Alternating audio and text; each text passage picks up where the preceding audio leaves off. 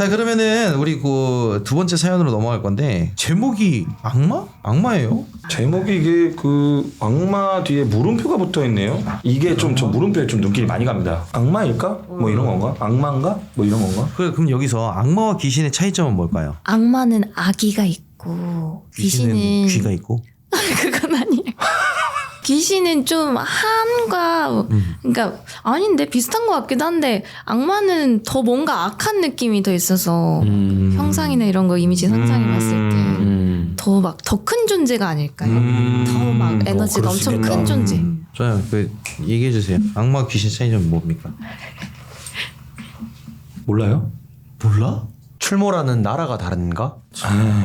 굉장히 설명해 주세요. 악마하고 귀신하고의 차이점은 글자가 다릅니다. 아 그렇구나. 네. 죄송합니다. 진짜 근데 형님 저 거짓말하고 저 저거 할라 했거든요.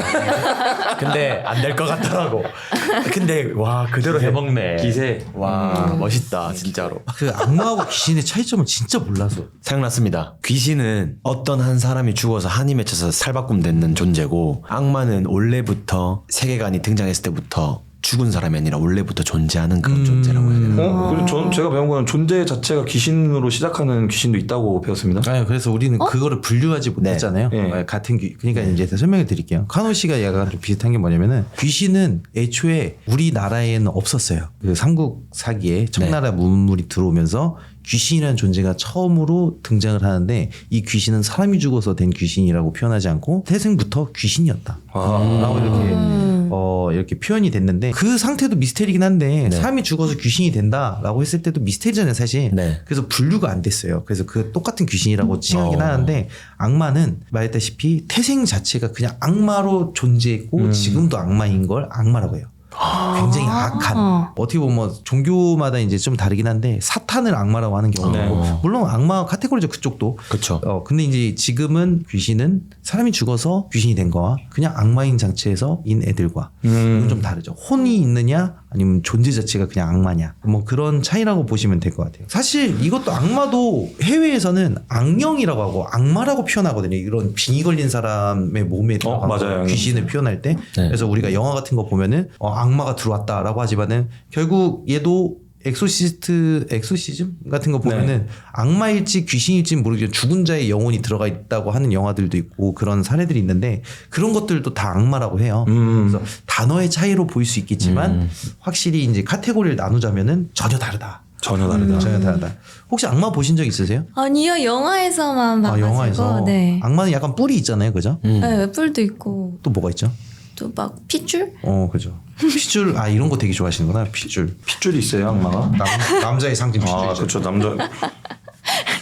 뭐야 그거. 이제 소라님이 두 분 중에 한 분을 뽑으셔야 되는데 네. 뽑아주셔야 되는데 혹시 결정하셨나요? 네 결정했습니다. 어느 부분을 많이 참고했죠? 악마 같은 부분을 참고했습니다. 악마 같은 사람을 뽑겠다. 네. 몰입되기 위해서 네. 현명한 것 같아요. 그럼 누구를 뽑으실 거죠? 저는 드디어. 감사합니다. 나 축하드립니다. 근데 그런 거 있어요. 선택해 주시잖아요. 이렇게 못 받다가 저도 처음에 못 받았잖아요 선택을. 기억 남는다 앞으로. 나 지금 마이크 안에서 소리 엄청 이제 질렀다. 기억에 남아요. 나 선택해줬던 분 하면서 더 눈여겨보게 돼. 감사합니다. 진짜로. 잘 보겠습니다. 그 만약에 제한테 개인 DM 오면은 차단하세요. 이거 닉네임 바꿔서 가야겠네 이거. 네. 자, 그래요. 우리 악마 한번 들어보도록 할게요. 네.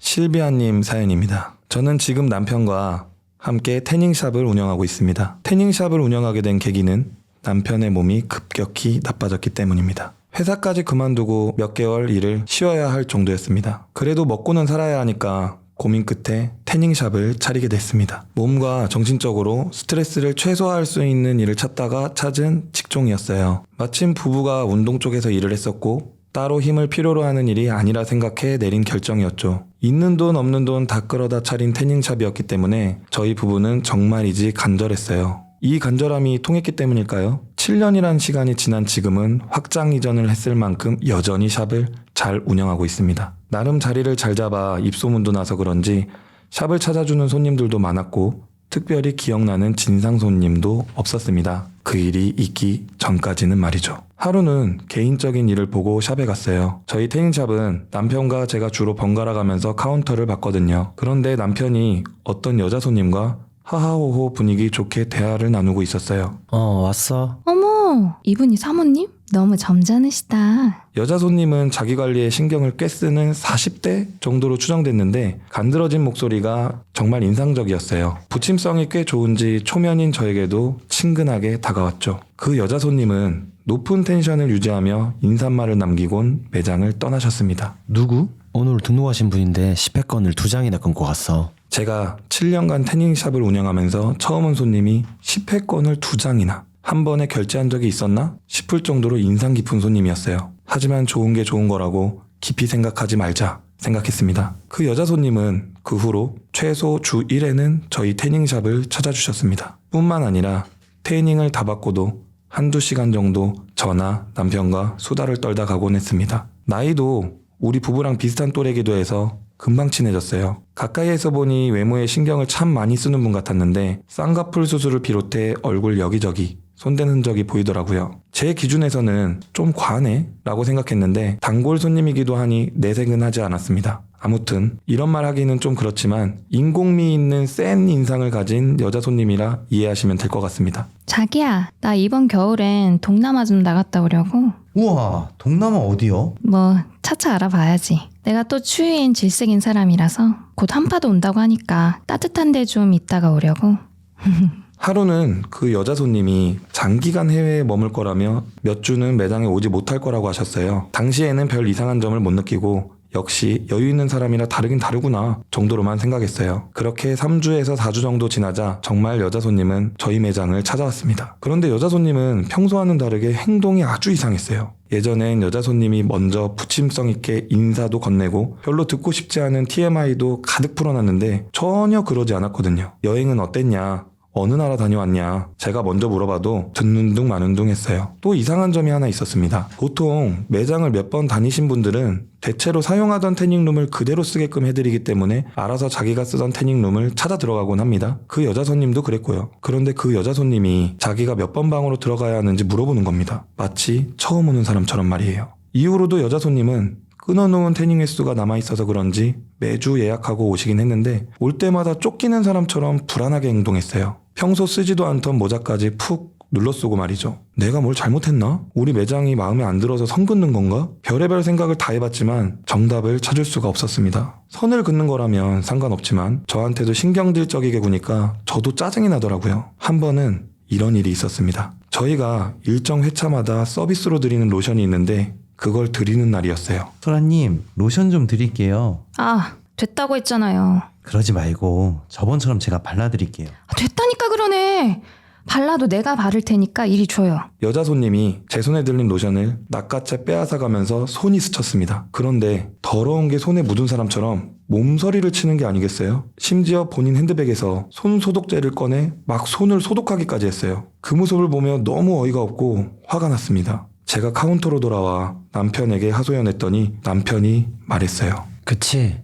좀 이상하지? 남편도 여자 손님이 갑자기 이상해진 걸 눈치챘는지 그동안 있었던 일들을 서로 공유했는데 정말 같은 사람이 맞나 싶더라고요. 어차피 결제한 이용 횟수만 다 소모하면 추가 등록은 하지 않을 것 같으니까 그때까지만 참아보자고 남편이 토닥거려줬습니다. 하지만 이런 남편의 위로도 얼마 지나지 않아 무용지물이 되는 사건이 발생했어요. 남편이 카운터를 볼 시간이었는데 갑자기 전화가 오더라고요. 그 여자 손님이 예약도 하지 않았는데 갑자기 오셔서 행패를 부린다고 말이에요. 남편이 긴급하게 도움을 요청해서 개인적인 용무를 미루고 곧장 매장으로 나갔어요.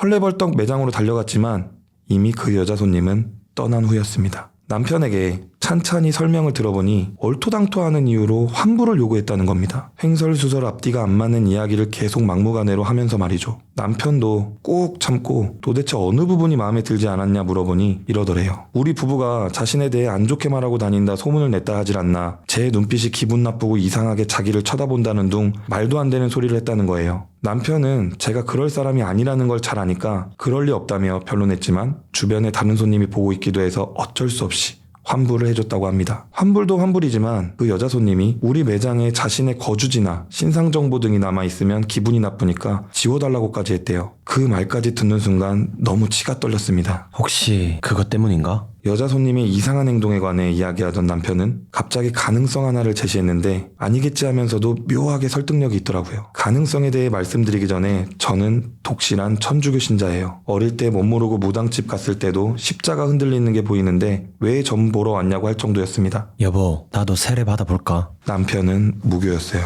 사실 욕심으로는 남편도 천주교를 믿었으면 좋겠다고 줄곧 생각하면서 살아왔는데 말 그대로 욕심이라고 생각했거든요. 그런데 남편이 먼저 세례를 받는다고 하니까 의아하면서도 너무 기분이 좋더라고요. 갑자기 왜 그런 생각을 가졌는지 연유를 물으니 나이를 먹고 하니까 나중에 힘들 때 신이라도 믿어야 하지 않을까 생각했대요. 왜 갑자기 종교 이야기로 빠졌냐면 이때가 딱 그 여자 손님이 해외여행을 갔을 때였어요. 남편이 무교기 때문에 그동안은 매장에 종교와 관련된 물품을 일절 놓지 않았습니다. 그런데 남편이 세례 준비를 시작하면서 십자가나 성경 글귀가 적힌 액자를 매장 및 카운터에 하나둘씩 놓기 시작했거든요. 남편의 말은 이거였어요. 그 여자 손님에게 악령이나 악마가 씌어서 매장에 있는 십자가나 성모 마리아상 때문에 그런 반응을 보인 게 아닐까 하고요. 저는 너무 짜맞추는 거 아니야? 하면서도 생각해보니 묘하게 맞아떨어지더라고요. 지금 생각해보면 카운터에 잘 보이게 걸어놓은 십자가를 피하고자 모자를 푹 눌러 쓴 것 같기도 하고요. 더군다나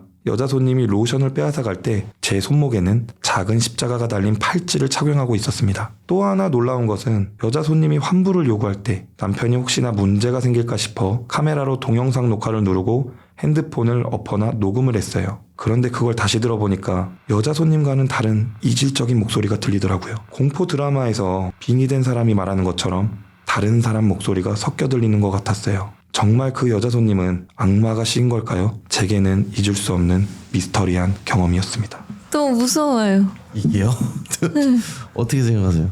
저 소름 돋았습니다. 좀 평소랑 다른 느낌의 소재였어서 이때까지 라디오랑 저는 이분들이 너무 잘 끼워 맞춘 거 아니야라고 네. 생각할 수도 있지만은 네. 예리한 것 같긴 해요. 맞아요. 진짜 예리한 것 맞아, 같아요. 다르게 보면 누군가는 그냥 쉽게 넘어가고 그냥 뭐 왜 그러지? 우리가 뭐 잘못했나?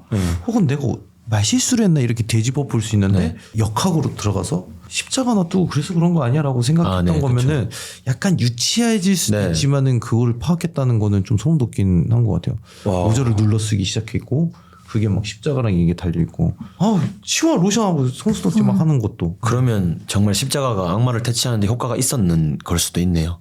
그거는 사실 네. 뭐라고 이제 단정 짓긴 어렵지만 네. 효과적이다. 효과적이다는 맞는 것 같아요. 그럴 수도 있겠다. 행동이 바뀌었으니까. 그쵸. 맞죠. 근데 저는 이런 종교적인 거에서는 조금 약간 뭐랄까 좀 어려워서. 좀 흔들린다 해야 되죠. 네, 평상시에 이런 신념과 이런 가치관을 가지고 있었는데 네, 맞아요. 그 말이 하고 싶었어요. 이런 것 때문에 이렇게 바뀔 수가 있구나라는 좀 그런 거. 그러면 원래 처음부터 그분이 이제 악령이 원래 씌여 있었던 상태로 거기 온 걸까요? 아니면 해외 가가지고 이게 악마가 이렇게 딱 씌어서 온 걸까요? 저는 이 부분도 추측하는 게 되게 재밌는 포인트인 것 같아요. 저는 처음부터 씌어 있었을 거라고 생각합니다. 저는 애초에 처음에 왔을 때부터. 저는 이게 지금 여기서 네. 여행 갔을 때 십자가를 들여놨다라는 말은 없잖아요, 이야기가. 네. 그래서 이것까지 좀 좀 생각을 해보면은 외국에 가서 무언가가 있지 않았을까라는 또 생각, 저는 그쪽이. 네, 그럴 수도 있죠. 네. 맞죠. 저는 뭐 유하게 생각하면 둘 다일 수도 있을 네. 거다. 뭐 해외 여행 가서 붙어 올 수도 있는 거고 아니면 애초에 붙어 있을 수도 있는 거고. 저는 둘 다 있을 수도 있어요. 붙는다는 것 자체도 형님 근데 그 사람한테 좀 끼가 조금 있는. 그렇죠. 네. 평소에 뭐 이상한 짓 하고 다니는 거 아니에요, 이 사람? 그럴 수도 있죠. 그것도. 네. 끼가 있는 게 뭐예요? 어떤 게 있어야지 귀신이 잘 붙어요? 무당사주라고 들어봤어요? 네, 들어봤습니다. 네, 근데 이제 무당이 되지 못하는 분들도 계세요. 우리가 그릇이라고 한다고 하면은 이 그릇에 신으로 채우는 사람이 있는 반면에 못 채웠기 때문에 빈 그릇을 들고 다니면 그 안에 신이 들어갈 수도 있고 다른 무언가가 들어갈 수도 있는 그릇인 거잖아요. 네네, 왜 담을 그렇죠. 수 있기 때문에. 네네. 그래서 그런 부분에 끼라고 좀 얘기를 하고. 혹시 끼 있다는 소리 많이 들어보세요? 네, 끼 있다는 소리는 많이 듣는데 신기는 모르겠고. 신기는 모르겠고. 그 끼가 아니라 이끼를 말하는 거예요. 다른 끼가 끼는 많다 이런 있는데 끼. 무당끼는 무서워서. 혹시 뱅진 씨는 이 네. 부분에서 어떻게 생각하세요? 저는 그 생각도 했어요. 네. 혹시나 쌍둥이가 아닐까. 와 이거 소름이다. 네. 오 소름이다. 쌍둥이? 네. 그러니까 쌍둥이인 거죠. 다른 사람인 네. 거지 알고 보면. 그럴 수 있지. 오. 가능성은 소름이다. 봅니다. 네. 확실히 우리 그 뱅진 씨의 두뇌는 종잡을 수 없다. 종잡을 수 네. 없다. 저도 제가 좀 비범한 것 같습니다. 아니 비범은 아니고 네. 어떻게 졌다는 생각을 하지?